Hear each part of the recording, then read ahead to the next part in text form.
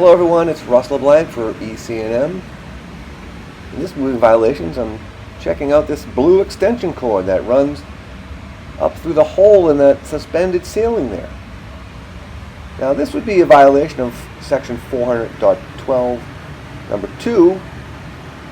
Flexible cords and cord sets and flexible cables and power supply cords cannot be run through holes in suspended ceilings or floors or walls, but that's what we have here.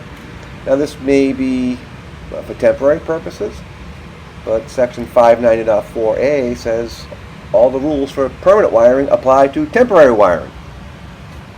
Can't see the cord coming out anywhere else here.